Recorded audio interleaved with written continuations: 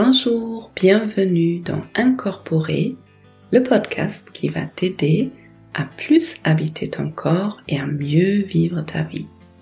Je m'appelle Olivia Chival et même si je suis médecin dans mon quotidien, ici, il ne s'agit pas d'une thérapie et je ne délivre pas de conseils médicaux.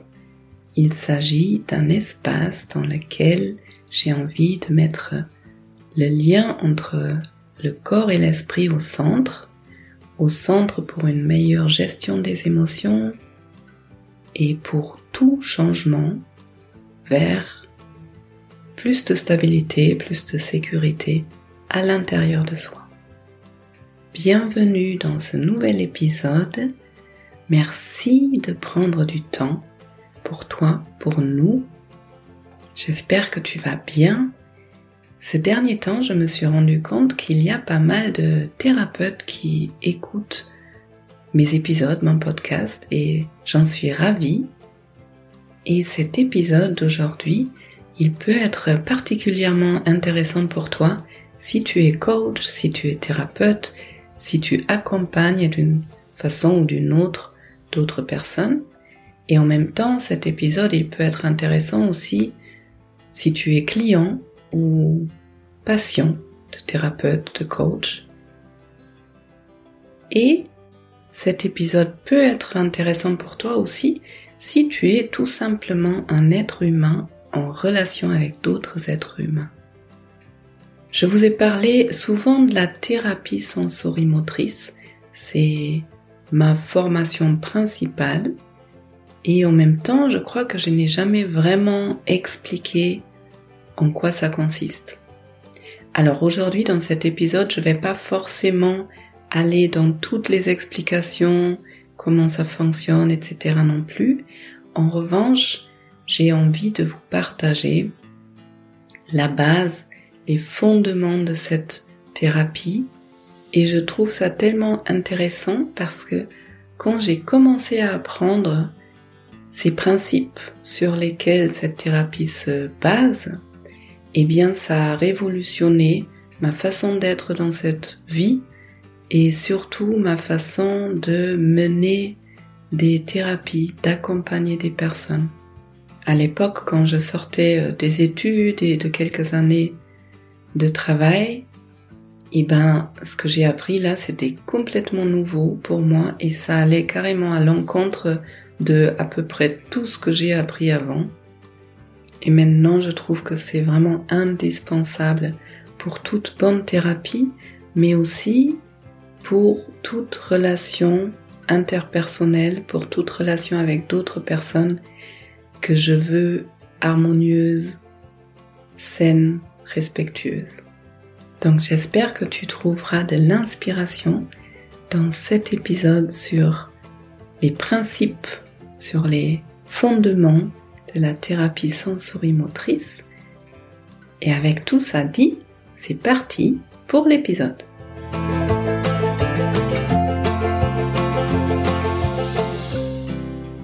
Alors, la thérapie sensorimotrice a 6 principes de base que je vais vous énumérer et ensuite aller un peu plus dans le détail pour les expliquer. Il y a l'organicité, l'unité, puis en anglais on dit Mind, Body, Spirit Holism. En français je dirais le lien, l'ensemble de la pensée, du corps et de l'esprit. Il y a la non-violence, la pleine conscience et puis l'alchimie relationnelle. Commençons par l'organicité, organicity en anglais. Ce principe inclut que chaque système vivant a sa propre sagesse à l'intérieur de soi et a tout en lui ou en elle pour guérir, pour évoluer. En quelque sorte, ça inclut aussi qu'il y a un élan à l'intérieur de chacun d'aller vers du mieux-être. Et chaque personne fait au mieux de ce qu'elle peut à chaque instant. Et moi, en tant que thérapeute ou accompagnant, Je n'ai pas à savoir pour l'autre, je n'ai pas à guérir l'autre et je n'ai pas à réparer l'autre. Personne n'a besoin d'être réparé. Chaque personne suit son propre chemin à son propre rythme.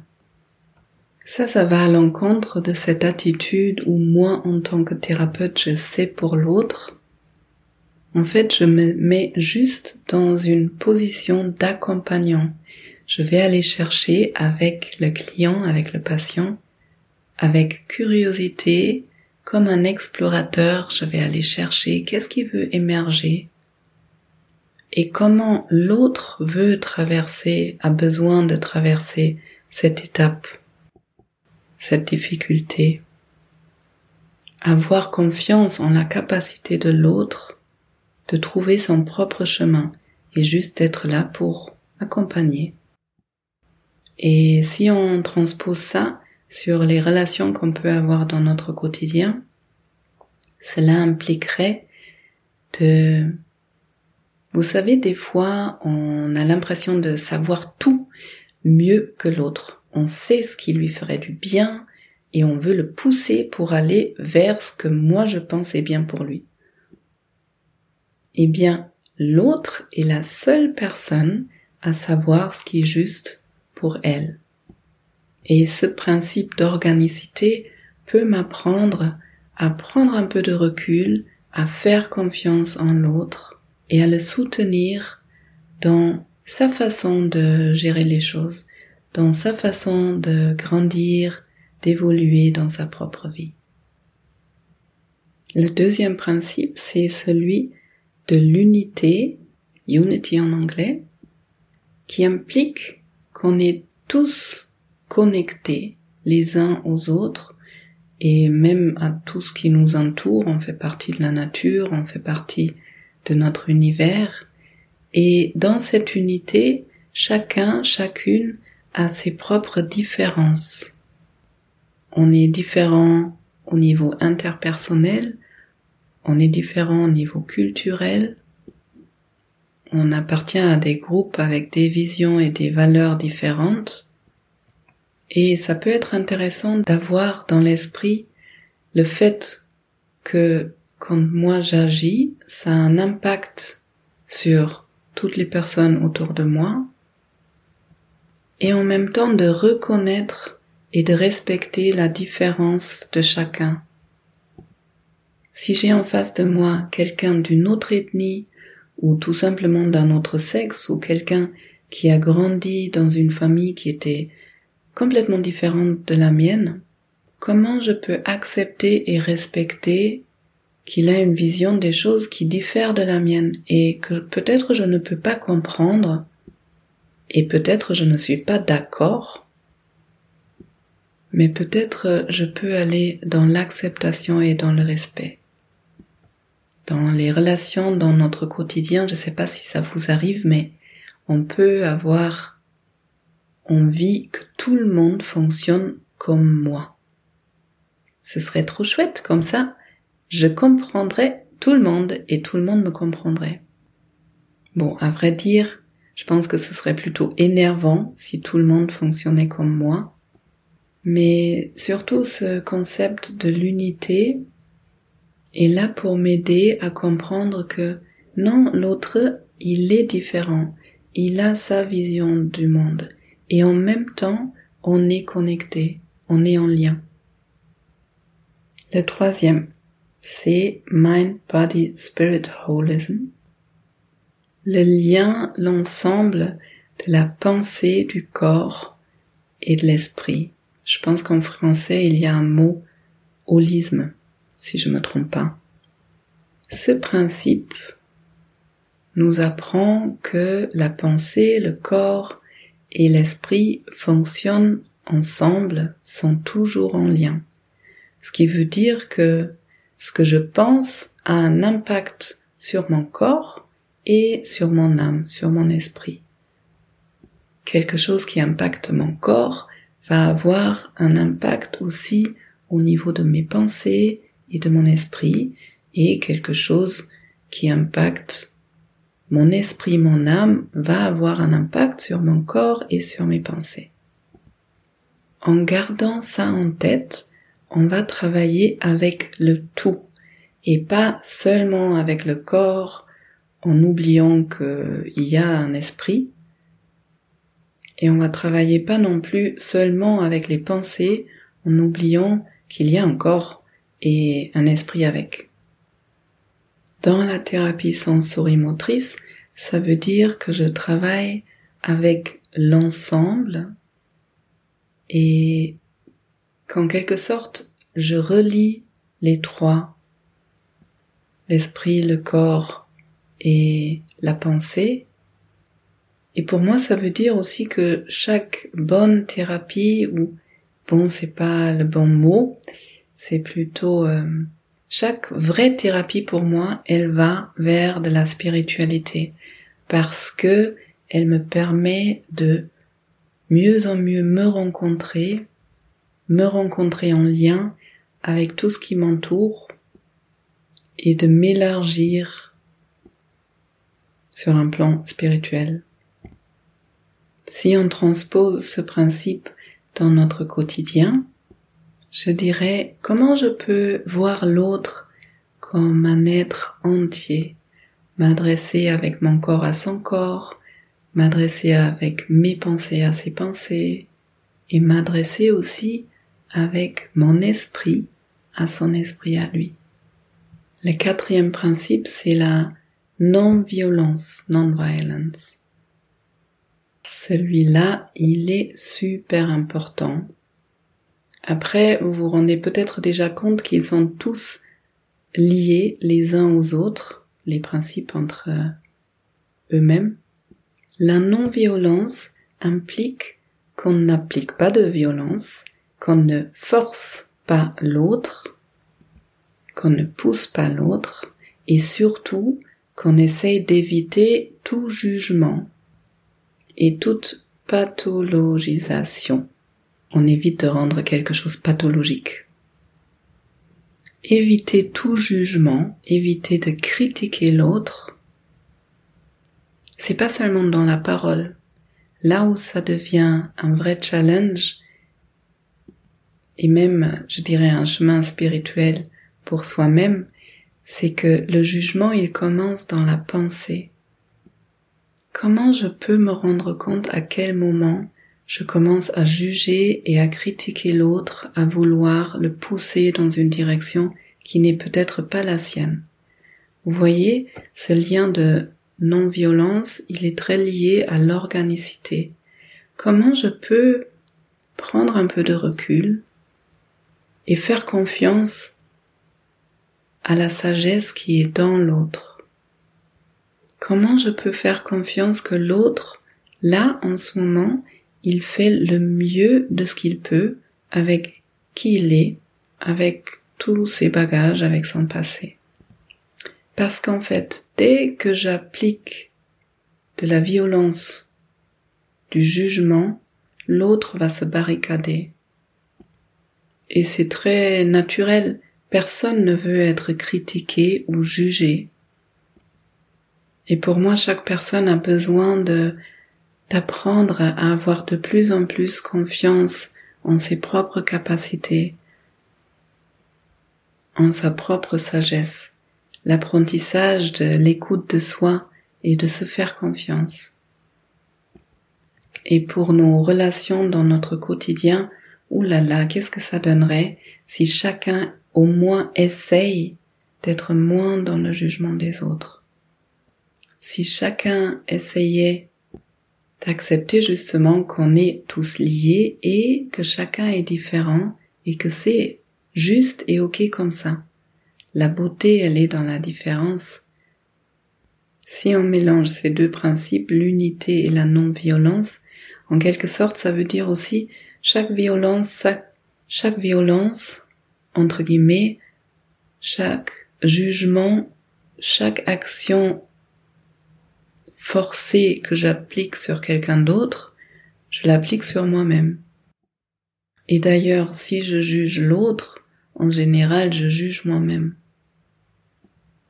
Je ne peux pas accueillir quelqu'un d'autre comme lui il est si je suis en train de me juger du matin au soir. Ça va ensemble, hein. Si je veux accueillir l'autre comme il est, dans le non-jugement et dans la non-violence, j'ai d'abord besoin de m'accueillir moi-même dans la non-violence et dans le non-jugement. Le 5e principe, c'est la pleine conscience, la présence. Mindfulness and presence. Alors en France, il y a un grand débat entre la présence, la pleine conscience, la pleine présence. Et en fait, c'est vrai, il y a une différence entre ce que les anglophones appellent mindfulness et presence. Pour simplifier, je vais traduire mindfulness par pleine conscience. La pleine conscience, ça veut dire que je me mets en recul, je cherche ma posture d'observateur et j'observe ce qui se passe en moi. En quelque sorte, il y a une dualité. Il y a une part en moi qui observe ce qui se passe dans mon corps, dans mes pensées, dans mes émotions. Il y a une notion de prendre un peu de recul, de distance et d'observer ce qui se passe. Dans la présence, je n'observe pas ce qui se passe en moi. Je suis là et je suis là avec l'autre. Dans la thérapie sensorimotrice, on travaille avec la pleine conscience, c'est-à-dire on demande à l'autre d'observer ce qui se passe dans son corps, dans ses pensées, dans les sensations. Et par moments, je peux aussi observer ce qui se passe à l'intérieur de moi pour l'amener dans la thérapie et ou pour juste me rendre mieux compte de ce qui est en train de se passer. Mais surtout, moi, je vais être présent pleinement avec l'autre. Je vais vivre le déroulement de la séance, de la thérapie, en étant vraiment là, dans moi et avec l'autre. Ce principe, si on veut l'appliquer dans nos relations au quotidien, je me demande qu'est-ce que ça donnerait dans les relations si chaque personne essayait de vraiment être présent avec l'autre. Vous voyez, pas en train de penser à qu'est-ce que je dois faire encore dans le reste de la journée ou être sur mon téléphone alors que je suis au café avec mes amis ou que je suis avec mes enfants. Mais prendre la décision de vraiment être là pour l'autre. Quitte peut-être à l'être un peu moins dans le temps, mais quand j'y suis, de vraiment mettre de la qualité. Et en même temps, quand quelque chose émerge, peut-être quelque chose de difficile, qu'est-ce qui changerait si je pouvais appliquer de la pleine conscience? Par exemple, il y a un conflit dans une relation. Je peux, moi, prendre un petit peu de recul et observer qu'est-ce qui se passe dans mon corps, qu'est-ce qui se passe dans mes pensées, qu'est-ce qui est en train de se passer entre nous là, au lieu de se laisser embarquer par le conflit et du coup de ne plus être ni présent ni conscient. Et ensuite, le dernier principe, c'est l'alchimie relationnelle, relational alchemy. Cela implique que dans une thérapie et dans toute relation, on est trois. Il y a l'autre, il y a moi et il y a la relation. Et en fait, en relation avec l'autre, on peut créer quelque chose qui est bien plus grand que si on additionnait juste ce que je peux apporter et ce que l'autre peut apporter. Parce que c'est vraiment en mettant nos deux mondes ensemble qu'on peut créer quelque chose de encore plus grand. La relation permet de transformer des choses et l'alchimie relationnelle implique aussi qu'en thérapie, par exemple, on utilise les difficultés dans la relation. Et si on faisait ça d'ailleurs dans notre quotidien, dans nos relations qui sont importantes pour nous, ça permet vraiment de grandir Pour revenir à la thérapie, si il se passe quelque chose dans la relation qui est compliqué, qui est difficile, ou au contraire, si d'un coup il se passe plus rien, ça vaut le coup d'en prendre conscience et d'essayer de comprendre et de dénouer. Parce que déjà, la relation en thérapie, c'est un peu un microcosme du macrocosme du patient. Ce qui se produit dans la relation thérapeutique, probablement ça se produit aussi dans toutes les autres relations du client, du patient. Et de l'autre côté, le thérapeute, il est un être humain avec ses propres bagages. Donc quand le thérapeute ressent quelque chose dans la relation, c'est intéressant d'aller chercher qu'est-ce qui se passe. Est-ce que ça appartient à ma relation avec le client? Et dans quel cas je vais souligner ça et je vais essayer de le dénouer? Ou est-ce que peut-être le client, il appuie sur un bouton personnel de moi et dans ce cas-là, bon, ça nécessite presque un autre épisode entier, mais dans ce cas-là, si j'arrive à prendre conscience ce qui se passe dans mon histoire, dans mon ressenti, et comment ça se fait que ça apparaît maintenant avec ce client, si je mets de la lumière là-dessus, ça permet dans le processus thérapeutique aux deux d'évoluer et de défaire des nœuds, si je peux dire ça comme ça, qui ont l'origine souvent très loin dans le passé. Donc en gros, tout ce qui apparaît dans la relation thérapeutique est bon à prendre et intéressant et matière pour avancer, pour évoluer, pour mettre plus de conscience dessus et pour aller vers du changement. Et tout ça, on peut l'appliquer dans nos relations quotidiennes.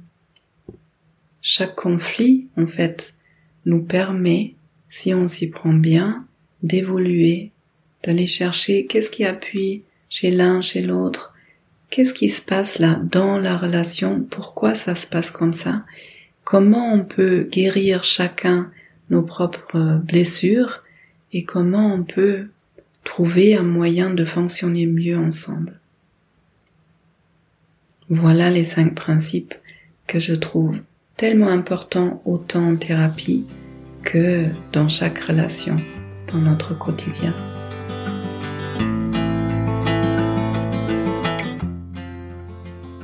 J'espère que tu as trouvé de l'inspiration dans cet épisode.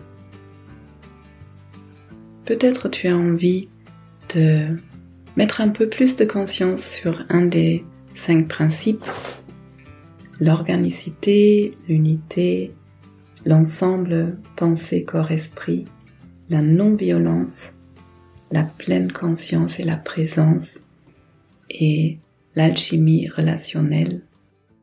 Et à chaque fois, j'oublie de le dire au début de l'épisode, en fait, il y aura un nouveau calendrier de l'Avent à partir du 1er décembre, ici dans le podcast.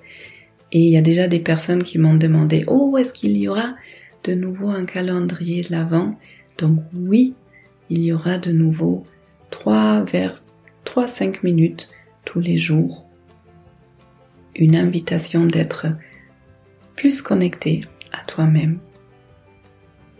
Si tu as apprécié cet épisode, tu peux le partager à des personnes qui auraient envie ou besoin de l'entendre.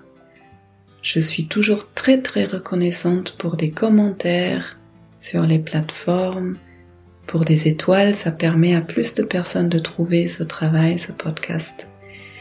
Et maintenant, je te souhaite une très belle journée, une belle soirée, beaucoup de douceur avec toi-même et à bientôt.